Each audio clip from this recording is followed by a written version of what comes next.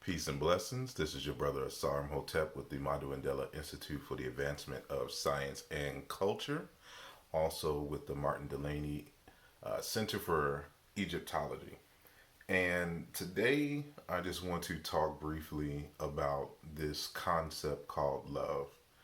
Now, in 2015, I wrote a book called, or titled, I should say, Where is the Love? How Language Can Reorient Us Back to Love's Purpose. And it was inspired by a number of different conversations and research questions, over the years in relating to African conceptualizations of love. What does that look like? And equivalent to this concept of romance. Is there an equivalent within an African context?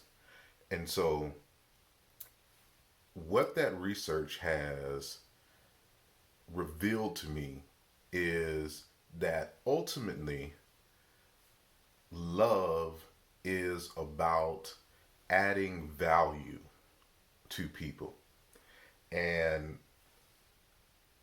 adding life and empowering and strengthening people. As I've mentioned in a previous conversation, in many of the African languages, and especially in China Intu, or to use Teofilo Benga's label, Negro Egyptian, in that language family, the word that ultimately becomes love literally derives from a root meaning to extend your arm and feed someone. So it literally comes from this notion of feeding someone food. And what this ultimately does in terms of a deep reflection, again, goes back to this notion of adding value. And I'll discuss how these things relate in just a second. But this notion of loving in terms of feeding somebody really goes beyond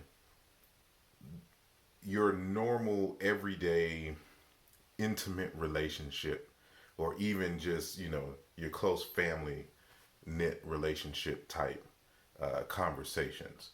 Because this idea can extend into the business world.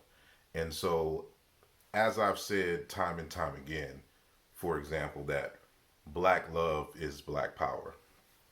And if we're talking about ultimately creating a strong and robust African economic system, we're going to have to first deal with these interpersonal relationships, especially the intimate kind. And so, what should we be looking for? How should we be? And so, as I argue in the text, is that this concept of love does not relate to a feeling per se. And I argue that people mistake joy and happiness for love. And because of that, if they aren't happy in the moment or aren't joyous in the moment, certain people will argue that there is no love present. And I argue against that. Now, as I said at the beginning of this conversation, this notion of love ultimately deals with adding value to someone. Now, what is value? The word value in the English language is actually a borrowing from Latin, valeur or valere, which means to be strong, to be well, to have worth, so to speak. And it ultimately comes from a Proto-Indo-European root, wal, or that's how they reconstructed wal, meaning to be strong. Now, if we sit back and reflect on that, to have value ultimately is to be strong. Whatever has value, it has strength. And so when we talk about things that are strong, we're talking about, having, showing, or the ability to exert great, like, bodily or muscular power. Something that is physically rigorous, or vigorous, I should say, and robust. And so, the noun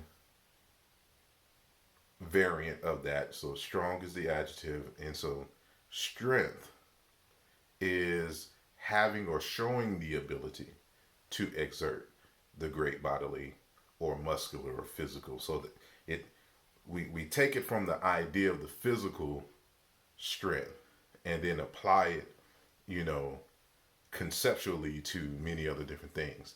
And so when you think about like what power is, power, like energy, is the ability to do or act and or to accomplish something. And so let's take this back. If we're adding value to something, we're making something stronger.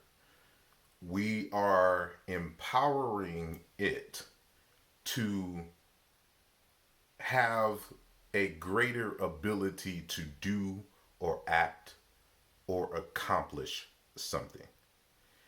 And so when you look at from the more primitive root from where the word love comes from, meaning to feed someone, when you feed someone, you are literally adding value to their body. You are literally making them strong.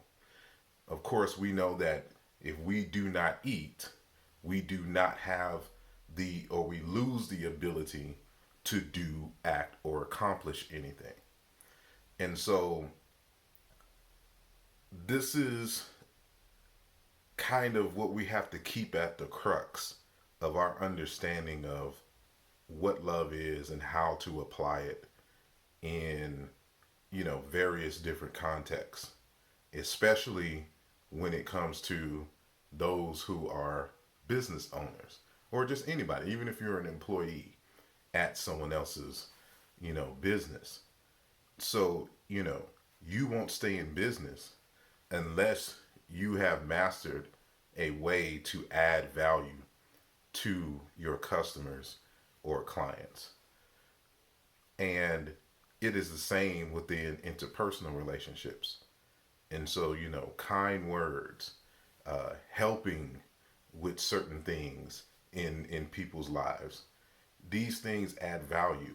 And when they are strengthened, when they are enlivened, you aid in their ability to accomplish things. So this is how the notion of feeding someone ultimately becomes the essence of what makes relationships strong. And so we have to learn the art of adding life to life. And so, it just like, if you were to feed your children or your husband or wife, you would want to feed them things that enliven them, that adds life to them. And, you can feed,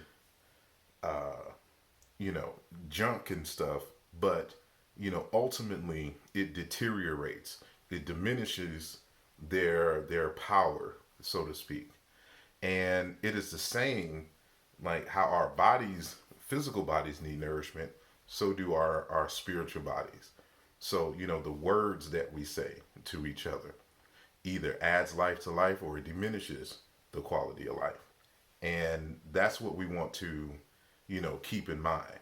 And so, just kind of think about what it is that I'm saying and seeing what unique ways that you can add value to your partner's life, and then scale that in terms of your community. You want to be someone whose networks, whose knowledge, whose spirit, their personality adds life to life. And so when you are able to add value to others, those that same energy returns to you. You become more valuable. The more you can make others valuable, you become more valuable. And that's all I wanted to share with you. Please leave a comment, like, share, continue the discussion. This is your brother Asar, and I'm out. Peace.